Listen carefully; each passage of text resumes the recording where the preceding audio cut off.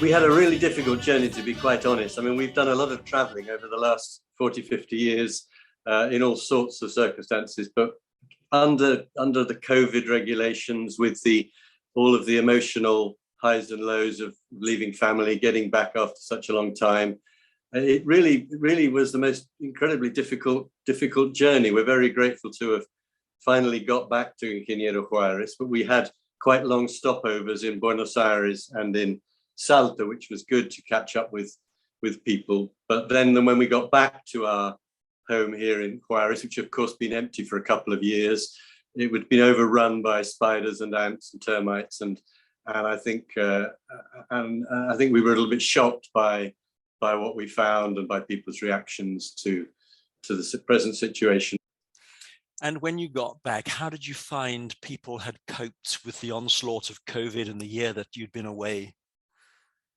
The reactions to, the experience of COVID here has been very varied. We were really worried for the indigenous people who have very, very few medical resources, and culturally there's no way they isolate. They all live in community. We thought if there's one case, they'll all drop like flies. We were quite surprised to find that hadn't really happened. There's been very mixed reactions to the pandemic, but I think many of the indigenous people just see it like another sickness that comes and goes. What has been difficult for everybody has been the very heavy-handed way the Argentine government has handled the situation, almost imprisoning anybody who shows any symptoms, forced isolation, which has created an awful lot of resentment and difficulty.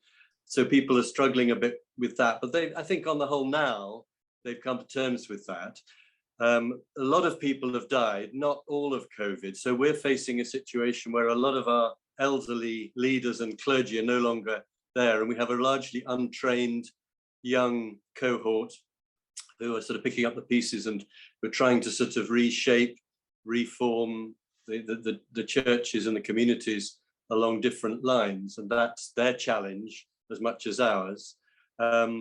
The settler community, the sort of European descendants, we found they've rather been knocked for six. I think they're less resilient in many ways than the indigenous communities, although they tend to be sort of stronger health-wise.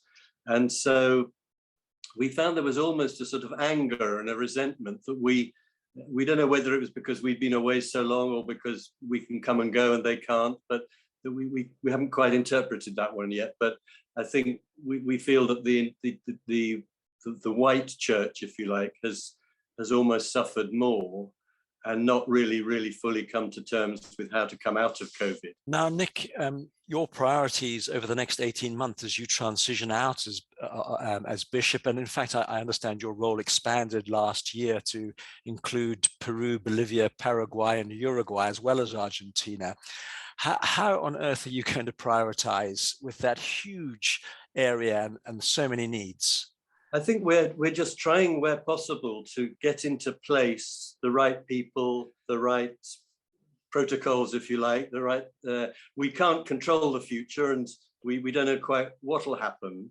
There are certain sorts of rules we can follow as regards appointing successors. We may be looking at changing the structures slightly so that it can be handled by non-foreigners, which is our aim. I mean, we're pretty much the last foreigners here. So transitioning to a largely poor church, local church, will be a challenge in many ways.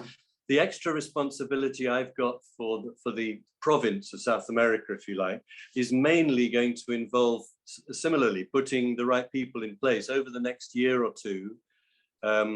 Pretty much every diocese will have a change of bishop, and they're all going to be national bishops, no more foreigners. So I'm sort of accompanying that process online or with the occasional visit. Means we hope by the time we leave to have national leadership all over the province. We're halfway there, and it's great. It's great working with the team. We've never really been able to do it before Zoom, but we meet regularly, and it's encouraging. Although everyone's facing huge challenges, both you know, with COVID and financially, but you know, people are positive.